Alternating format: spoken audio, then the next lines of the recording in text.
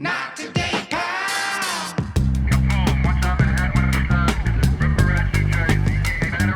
Not today. I'm very excited for this episode. Me too. We, months ago I started asking Zolo. I think it'd be really interesting to have a 911 operator on the show and be able to ask them all these questions and this. And Zolo, before we start, I just wanted to know, what's that process been like? Because it's taken a while, right? How did you find yeah. Candace? Well, I actually tapped another booking agency that we use for some specialty kind of thing. So I wasn't Special. Yeah, That's so what I am, special. You sure are.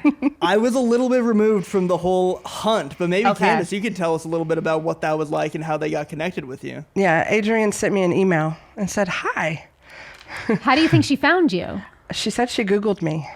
Wow. Yeah, well, not me personally, but I guess she Googled 911. Operators in the Austin or area. Communications. I didn't ask her that specifically. Right. But she said she Googled me and that's how she found me. And I was like, wow, maybe I need to Google me. Yeah, Yeah. See what's exactly, out right? there. What are people seeing? Make sure, what? Yeah. Yeah. So Yeah, what? but I think there was an article in the paper, and that was online, and it had my name, and so that's how she I see. narrowed it down to me. Well, starting with the obvious, how long have you been a 911 operator? Or now you're not exactly? Right. Well, now she says she's a supervisor. Right. Yeah. So I am what I consider a 911 dispatcher. So a 911 dispatcher does all of it. They answer 911. They also answer a non-emergency line, but then they also dispatch to police. Some departments will do all of it. They'll do police, fire, and EMS. Some departments have it to where you have a call taker that does just the EMS. That's what they call an emergency medical dispatcher or an EMD. And then they have fire, which is emergency fire dispatcher. And so it just kind of depends on how that goes. So the agency that I work for now is a fairly large agency. So when you call 911, you get the police 911 call taker, and that's all they do, as far as they don't have to do all the other jobs. But it's a very important job because answering 911 is a very important thing to Yeah. do. And you used to do that. And I used to do that. I used Right. to do that along with all the other duties. Right. So does that operator decide then who to connect you with? Yes. So what will happen is when you call 911, usually in most places, they will ask you, do you need police, fire, or EMS? Okay. So the That's first, like the first question when you call 911 is, what emergency services do you need? Police, fire, or EMS. And then once that determines, depending on where you are in the whole country, Right. you could be at a place that's a small town, so the same person that answers the phone is going to be the person that helps you. Or they could be transferred to a different department. So like where I'm at now, it's a bigger department, so if you need fire, you get transferred to that fire department. If you need EMS, you get transferred to the EMS dispatcher, and they to collect all your information. You need police, and the original 911 call taker helps you. And so, but if you answered the phone, then you could help them regardless. Exactly. Yes, exactly. You're going to get help no matter which one it is. So you'll get that. And the next most important question after you determine what your emergency is where. So Location. It doesn't So come up for you? TV and shows and movies are such a little myth. Now, we do have it to where now most people that have their cell phones, they have a phase 2 or greater cell phone ability. So it should give you an idea of where they are, but it's not going to be one of those things where, hi, I'm downtown on the corner of 6th and Congress in a 10-story building, and I'm on the 10th floor in suite, 1001, and I go, oop, there you are on the map. It doesn't work like that. You'd think technology would allow for that, though, yes, wouldn't but you? it's not that fancy. So it'll probably show you at the corner of 6th and Congress. Okay. But it's not going to tell me that you're In the building. In the building. Got it. It's going to be like that. Okay. So you should still always know where you are. Yeah. So if you're in an Right. area with a lot of houses, it's easier because it's like, well, it's showing you what house kind of? Yeah, kind of, sort of. Like it should probably put you on the street in front of the house. Okay. But it again, technology isn't what the 911 operator has to do. Does like that's for the cell phone company and all that technical Right. stuff that they do. But it is fairly, it's a lot better than it used to be. It Yeah. used to be you were pretty much, when you called 911, the address was the tower. Yeah. Right. Yeah, so the old school phones, like old ancient ones, they probably still do that. So if you were to call and hang up which, you should never hang up. Always speak to the operator. Yeah, and say, sorry, Even I if made a mistake. Exactly. So we're not trying to hunt you down. Then it would show up at the tower, so I wouldn't be able to help you anyway. But now it's a lot better. It has improved to where, it's close to. It's just not like it is on the movies, where they say, "Oh, I see you, and you're right here, and you're running up and down the elevator," and you're like, "Yes, it's just so great." That's a lie. No, but it is a lot better. So obviously, if you have the location, and if you, like, not everyone's going to know, like, if you're driving down the roadway, you might necessarily know the address of where you're at, but you can come to an intersection. So the call taker is going to ask you questions like that. They're going to try to ask you defining questions to clarify where you're at. Like if you're on a major interstate, what's the billboard that you see? And, what's the next exit sign do you see? Do you see a business? Those things help. So And how often do people just not really know where they are? Yeah, I was going to say, there's probably a the lot time. because they're not. Especially when they call on an interstate and they're calling in crashes. Oh, I just saw this crash. Thank you. That's very nice. That's very helpful. Where? And they're like, I'm still driving. I don't know. Well, like, I just passed the exit for. That's helpful. Right. Yeah. Right. So that way I can say, well, how far? And then you have people that are directly challenged, and that's not their fault. So then you start things like, are you north of this or are you east of this? And so you have to reword your questions because not everyone knows which way is north. What is your training like? Like, what is that process? Because I can imagine, is it a personality type that can do this job? Because you have to stay calm, Yes. right? Like, what are the characteristics you need? What is the training like? Because your So- job feels very stressful to me. So yeah, I'm the opposite. Of course, I'm what they call a unicorn. I think the job is like the best thing ever. Oh, that's amazing. That's great. And God probably just pretty much made me to be a dispatcher, and so it worked out Wow. really, really well.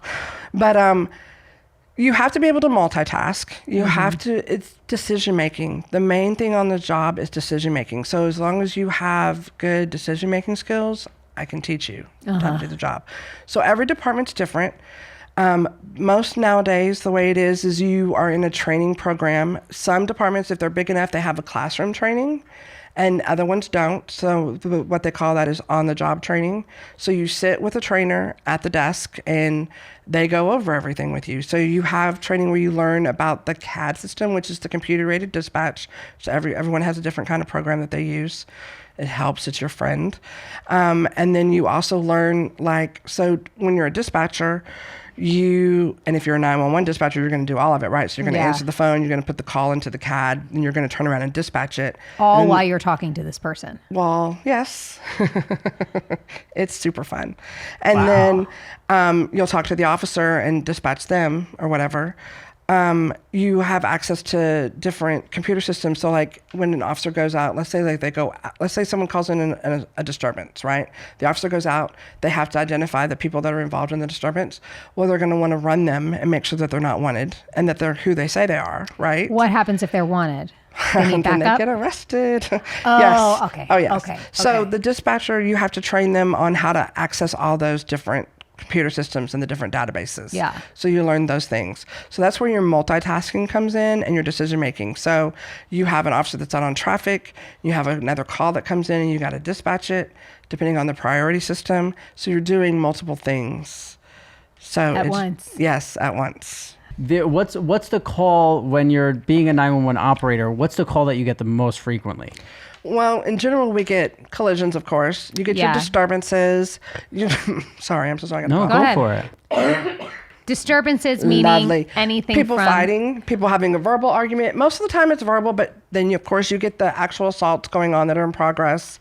You'll get depending on what kind of department you work for or what area that you work in. So you can work for a smaller town where there's not a lot of what people consider high crime, there's not robberies and burglaries. Right. You have your general theft and your criminal mischief, which you're going to have that everywhere. Teenagers abroad, there they are. But a lot of times it's just your disturbances, crashes. You'll have some thefts. We do get a lot of check welfares too, where people are checking on people. Yeah. My buddy had to do that to me once. Did he? I was drunk, yeah. And they had to send someone to make sure I was all right. Have What- you sorry. No, go ahead. Have you had any calls that were hilarious?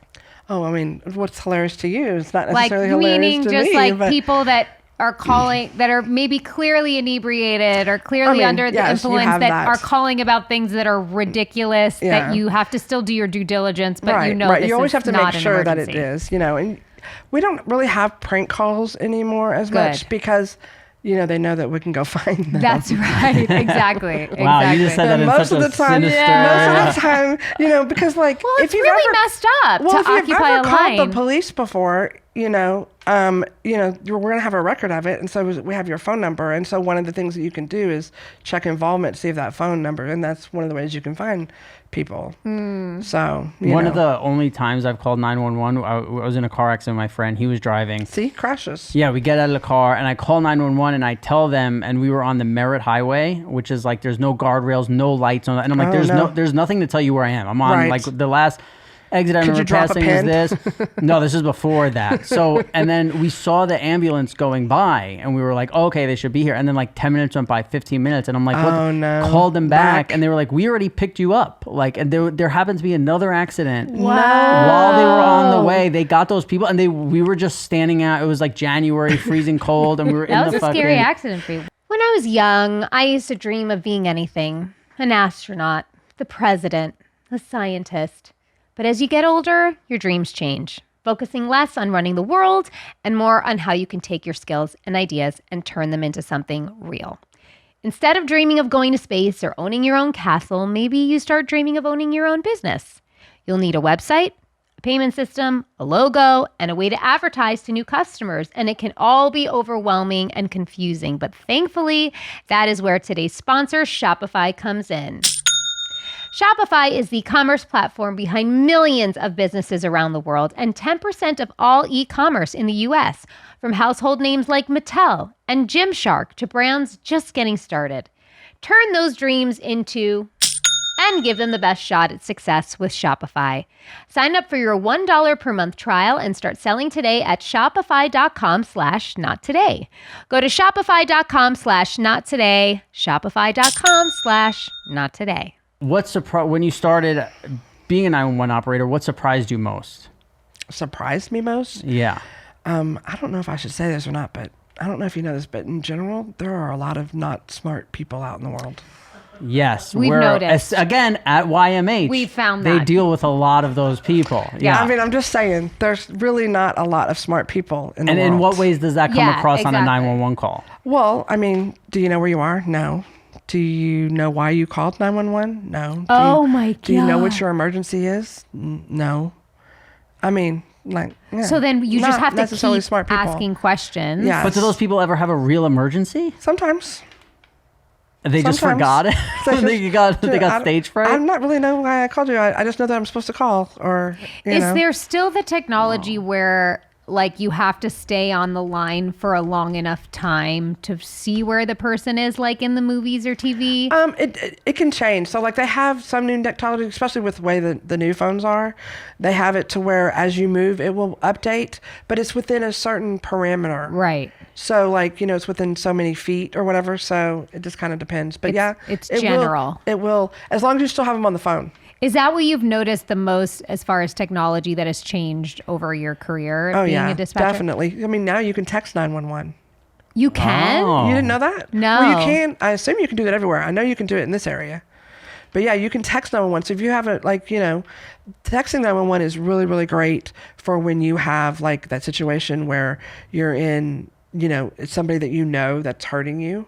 And you don't want to call 911, right? Oh, that's so because good you to don't want to be on know. the phone, and you don't want to be like, hi, I'm ordering scared. a pizza, and he doesn't know. You know what I Has mean? anyone ever called and like tried to have you like not able to say this is an emergency, but you pick So up what on it do and is you ask the right questions? So you ask them yes and no questions. Right. So that way, that who's ever listening, all they hear is yes and no's, yes and no's. So how does the person usually start? Where they're like, "Hey, I've never personally actually had one. I've only heard other people have them or whatever. Yeah. Which it's like, wow, you did such a great job. That was really, really awesome. But it's usually something like that where they say something that you would not. Like, I need to order a pizza, or I need to order something like that. I see. Something that where the other person would think that's a normal conversation that they would be having with someone, and they have no idea that it was 911. That's I scarier already than- am having like such a like feeling in my body hearing that. Yeah. how, like, you are gifted, right, to Right. stay calm. Has Right. there ever been moments though where you are feeling uneasy, or the things are just feeling like stressful to you? And wow, I told you I'm a unicorn. I don't You think are this a job unicorn. is stressful But not at everybody's all. like you No, that does no, what no, you no, do. no, no. The average. I don't want to say the word average. it's fine. Normal, I guess, because I'm not Yeah. normal. I'm atypical. I like to say I'm atypical. I mean, it is stressful. It's stressful, asking questions. Most of the time with the 911, the problem is that because people have seen TV and movies so much, they think, oh, all I got to do is call 911, tell them I need them, and then I can hang up. They don't realize that the call taker has to ask you questions. Yeah. Like, especially like medical questions. So when you call and you have someone that's not breathing, awful, right? They're going to ask you, they want to make sure they know where you are, and they want to make sure that they have your phone number, right? That's their normal protocol, because if you get disconnected, they need to be able to call you back. Yeah. But while they're asking your questions, help is on the way. And so it's very, very frustrating for the callers. It's not their fault, but it's very frustrating for them because they're thinking, why are you asking me these questions and not helping me? Yes. But they yes. are helping you, but you have to help me help you. Yeah. So they're going to ask questions, and then they're going to get on to the details of, how old is the person? Are they, why do you think they're not breathing? Are they choking? Whatever their medical questions that they have to go to. But the help is on the way. Yeah. And then the other thing will happen is, like on the police side, when they're calling 911, they have the police emergency. They just think that they can just, yes, I have this and this is going on. Or they'll continue talking to whoever they're having their argument with, or whoever's, like, if they're wanting to report something, like someone just came in and broke into here or whatever, and they'll talk to other people instead of the 911 call taker, and they don't answer their questions, and they're like, I need you to help me, but you're not helping me help you. Yeah. So I'm not a mind reader. Yeah. It's part of, I wish I was a mind reader. That would be great. Yeah, I had yeah. to call 911 once in my life, and I was so nervous the It whole is time. nervous. Is it most people nervous when Yes, they're calling? it's nervous. Well, think about it. What's going on in your body? Your adrenaline is pumped up. And Yeah. I don't know about you. I usually, when my adrenaline pumps up, I'm in my happy place. So that's different, right? Yeah. But you can get to the point where it's overloaded, right? I was just, like, And so afraid it I was gonna do it wrong It or affects, yeah. no. The best thing you can do when you call 911 is listen to what the questions are and answer them. Because what they want to do is they want to help you. And I do understand And know what where you you're are. Yes. And I do understand what you're saying, where, like, I remember them asking me so many questions that I was trying not to get frustrated, because you're Right. just feeling like, no, help me, no, help me, no, help me, no, help exactly. me. Like, they're not getting the help until you ask all the questions, but and it's that's important not to true. remember. As soon as they answer the phone, Yeah. help will be on the way. As soon as they know where you are. As soon as they know where you are, they've pressed a button, they've contacted someone, Yeah. even though they're still talking to you. Yeah, There's communication if you, happening. like if you call in from your cell, which most people do, right? Because nobody has landlines anymore. unless you're inside a business, which is great because it's gonna pop up hopefully, Right. Unless it's a VoIP and it's not registered right. Anyway, so when you call 911, most of the time it's going to give a general area of where you are. Yeah. Right. So if you say, like I'm on the interstate and I'm not sure exactly where I am on the interstate, they're going to ask you clarifying questions. Are you near this? Are you near that? Do you think, like how far did you travel or whatever? So that will kind of help. But if they have a general idea, the call is started right then. Yeah. They just use the general idea of the address that they have until they get the further, and then they can update it. Yeah. Yeah. Wow. I wish this was something where people's lives weren't on the line and we could go do it for a day, because I think I would love to do it. I know what you're saying. We have some programs at Austin where you can, Like I don't know shadow? exactly. Yeah. So how you can go and ride with the police officer? Right. Yeah. You could do that where you would have to fill out it's kind of, they call it a rider form, even though you're not riding. Oh, wow. But it's an observation form. I did a ride along where you once. can come. Aren't they fun?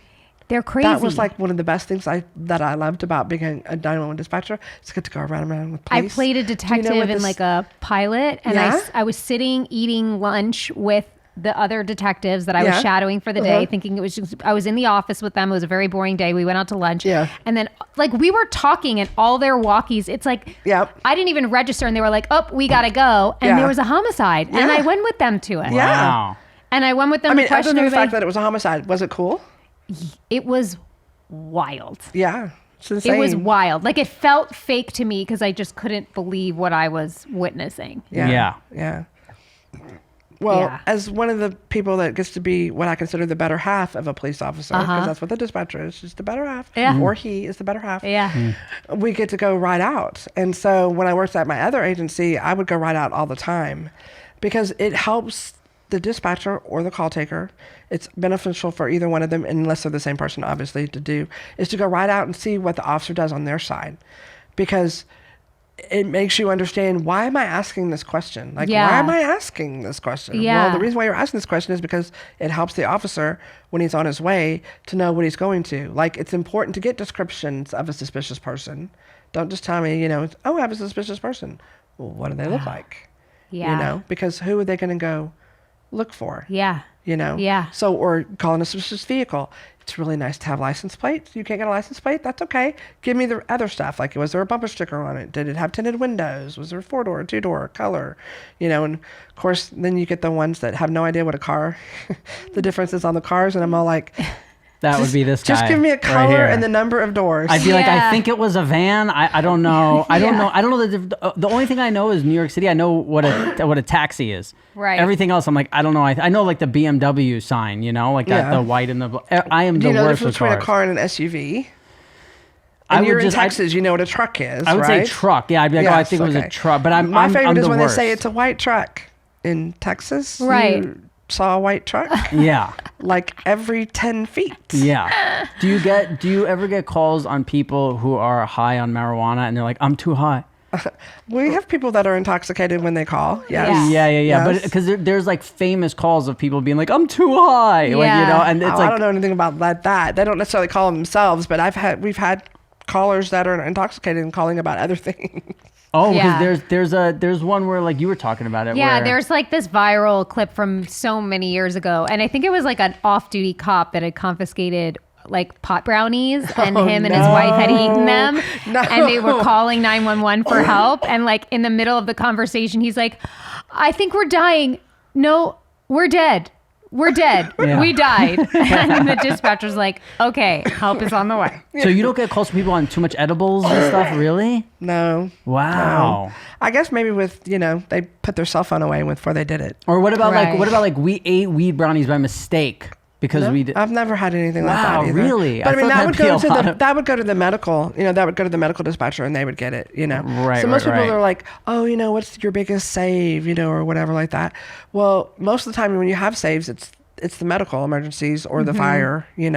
So we don't necessarily take that call per se. Well, when you say that you could handle all the calls, so let's say if it's somebody that's new, right, and then they got a call and it was for a medical dispatcher, do they transfer them to somebody else? Yeah. Okay. But when you work at certain departments, the 911 call taker dispatcher, they Stays on the line. They do the medical. Well, yeah, they definitely stay on the line and they monitor it because it might be something that police need to go to. I see. So if it's not a straight just medical call, then the police are going to go too. Yeah. So like if someone called in and most of the common ones that you have that we're going to go to is someone got hurt. So we're going to go and check it out and make sure that there wasn't a crime that happened when they got hurt. It wasn't like it was an accident. Like Yeah. maybe somebody fell down the stairs. Well, why did they fall down the stairs? Right. You know what I mean? Right. Yeah. The medical dispatcher might not necessarily ask why because we don't really try to ask why because that's not what our job is. Our job is who, what, when, and where. Yes. But we leave the officers or the medical personnel when they show up to ask why or whatever. But, somebody falling down the stairs, that could be several different things. So we're going to listen to it, make sure it's not something that we need to go to. And if it is, then we're going to go as well. Wow. What's the most you feel you've ever helped someone? Help someone. I help someone every day. Yeah, but is there one that stands out where you're like, wow, that was... I can tell you a story about once where we would call it, me and the other dispatcher had PTS after this incident. So I was working for a different department and where I was a 911 dispatcher. So we answered 911, we answered the non-emergency, we transferred all the fire and EMS calls, but we did all the police calls. And then we also were the dispatcher. So we talked on the radio, we talked to the officers, we put the calls in, we take the call, put the call in, dispatch the call, and do all that stuff at the same time. So I was working the night shift, and at that time, it was 12-hour shifts. So we worked 7 p.m. to 7 a.m. And I had a new dispatcher that I was training. So it was me training someone. So I was doing it all in training. And at the time, a tornado-like storm came through, so the winds were really, really high, right? And it was a smaller department to where if you were a sergeant or above, you lived in town. You lived in the city limits. So that way, if you had big calls or an emergency, I would just call you and you come in and you're right there. Yeah. So the phones start going off the hook, and I'm all like, let's go. Yeah. So we're answering it. So we're literally there with, I have a 911 phone in one hand, the non-emergency phone in the other hand, and we're just taking calls. If it's something that I need, like if it's something, they're not just calling because it's very windy and their electricity went out, which people are known to do. Wow. Right. Call 911 when their electricity goes out because we're the electric company too. Instead of, I mean, obviously the electricity's out. Nowadays it's so much better with apps because they just go onto their app and Yes. report it. But back in the day, you didn't have apps, So people don't know where to turn. They don't have a flashlight handy. They don't have a candle, so they can't look up the phone number to the electric company. So I'll just call the police department and they'll give me the number to the electric company. So we're literally doing this. We're triaging basically at this point. Call, and then the phones stop ringing, and I'm all like, my 911 just broke. So I had my cell phone. We couldn't have the cell phones out at the time because cell phones were like a new thing. And so I go and pick up my cell phone. I call my assistant chief and I say, I need you to come now, and hang up, because at that point the phones start ringing again.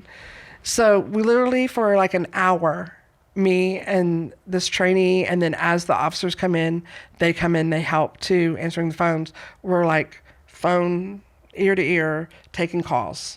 Like people were calling in all things. But the funniest one was I had my assistant chief sitting at the radio for me, because I'm like, the officers aren't doing anything. They went to go find some place to hunker down because the winds were so bad. At one point, one of them keyed up on the radio and said, I think my car just tried to run away because the Wow. wind was so bad it was lifting his car up. So they were trying to go hunker down somewhere because they didn't know if there was going to be hail too, Tornado. right? But I mean, the wind, Yeah. the wind was bad. So it was bad enough but none touched down in that area, but it was bad. And it's nighttime, so like everyone's at home, which Yeah. is nice. But like, everyone's calling because they don't have any electricity and there's wind blowing. And we got a call where somebody had reported one of their storage sheds up in the tree on the side of one of the roads. And my chief thought that it was really, really cute to key up on the radio and dispatch an officer and said, I have a suspicious building.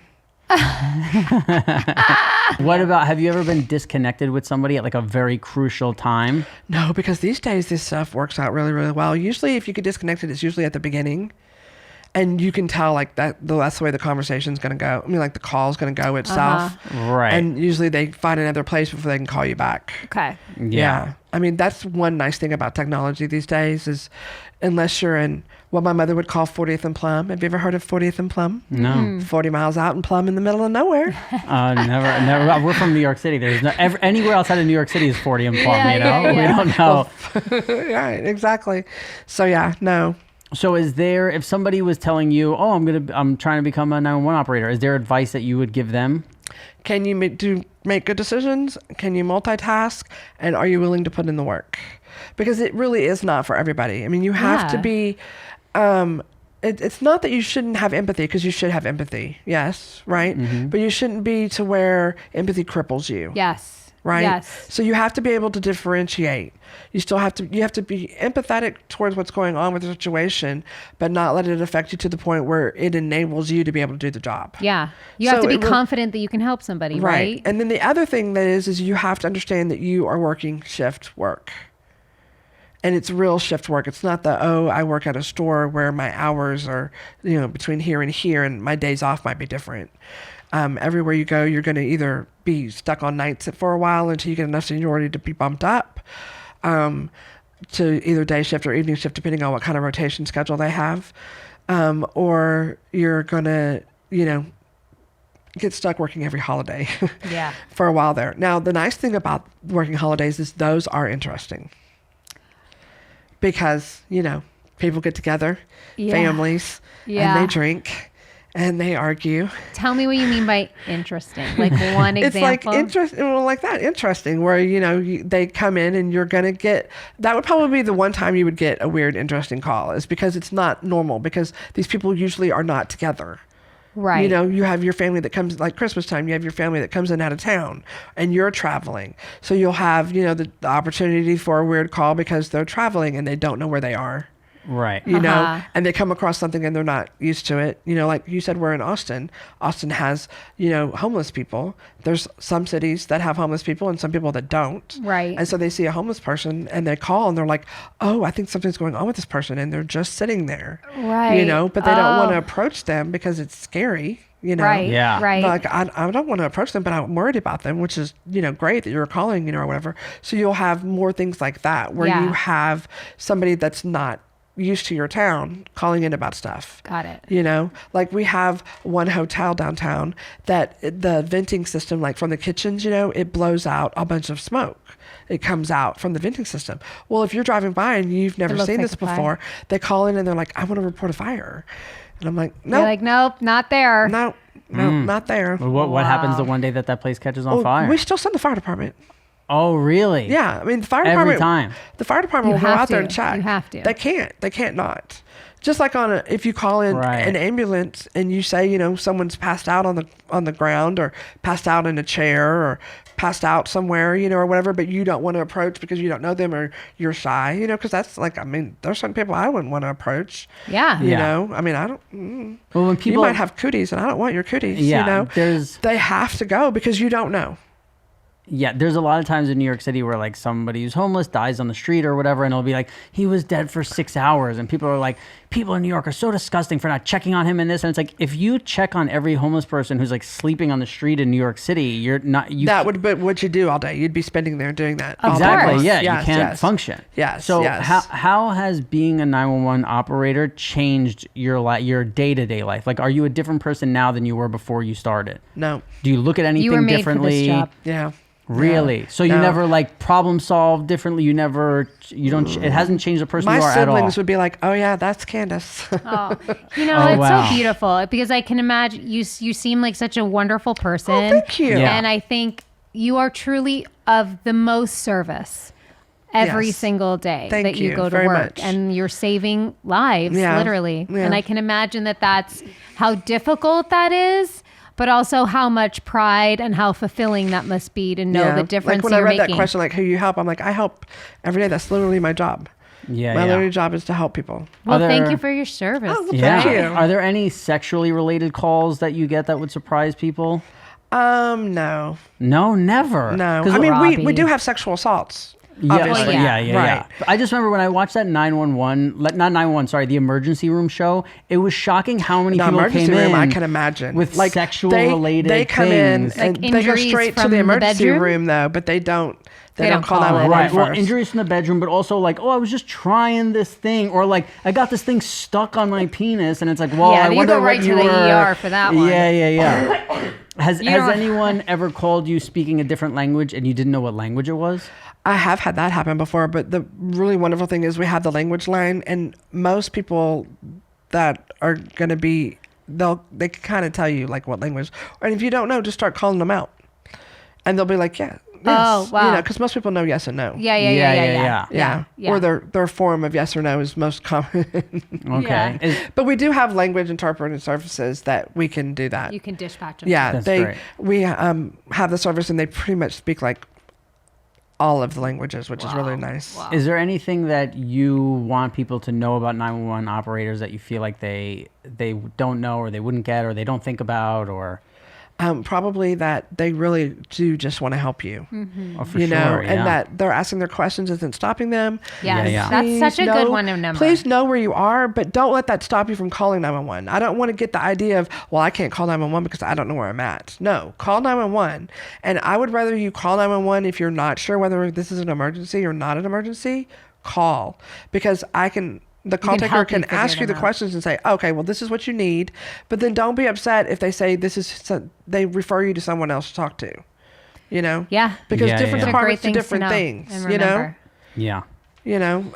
All cities have different, like they have code enforcement departments. Maybe what you're calling about is really, really important to you. Right. But it's not an emergency per se, but it does need to get addressed, but it's not something that a police officer is going to help you with. Right. So not all emergencies are police, Right. So sometimes it's that police get that little catch-all where they pretty much, if it's not fire EMS, it's the police, let's go take them. Yeah. Have you ever gotten a call that was like an anonymous tip about something else going on? Like not someone's emergency, but... Yeah, we do that, and we get also, and I assume they have it everywhere. Have you ever seen the billboards on the highways, that's the Amber Alerts? Yes. Yeah. Yeah, so we'll get calls on those as well because it says call 911, right? And so then you do just you call send 911. out the Amber Alerts to all our phones? I don't personally know. But, like, so the way that works is that goes through a particular department, but that's through the national database or whatever, Got it. and that gets sent out to their There's things. a lot of those in Texas. Before we go, I just want to send a very clear message to stupid people. So don't call 911 if your power goes out. give us a list for stupid people. Yeah. Don't call 911 when your power goes Can't out. be saying stupid people. I said it. You didn't say it. I said it. For those at home that listen to this podcast. I said stupid. kidding. It's fine. So don't What don't are call. reasons not to call 911? If your toilet stopped up, don't. Anything that doesn't have to do with police, fire, or EMS. There you go. Okay. Thank you for what you do. Yes. It's like Yes, thanks. it's I hope I never have to call 911 I hope you don't ever again have in to my either. life. But I will think of you Yeah. as the person on the other end from now on. Yeah. It will be very helpful to think of that. Yeah, and just remember that they're going to ask you what emergency service you need, where's your location, and then they're going to ask you follow-up questions, but that does not stop response. Right. That is So, that's 'cause my main it's takeaway very here. stressful. I mean, you think about it. When people call you, they're calling you in their most bad moments, right? They're It terrified. could be, a little bit bad to, oh my gosh, bad, So, Oh yeah. If we ever have to call, we hope it's you who picks up. We'll be like, that's so Candace. sweet. Yeah. I'll give you Yeah. the non-emergency line. You'll be like, I need to talk to Candace. Yeah. And they'll be like, what? Exactly. So thank you so much for Yeah, doing thank you this. so and- much. Yeah. Yeah, It was we fun. appreciate it. I'm so glad that I came. I'm so glad. Good. We can maybe do a part 2 sometime. Heck Love yeah. it. Would love it. Yeah.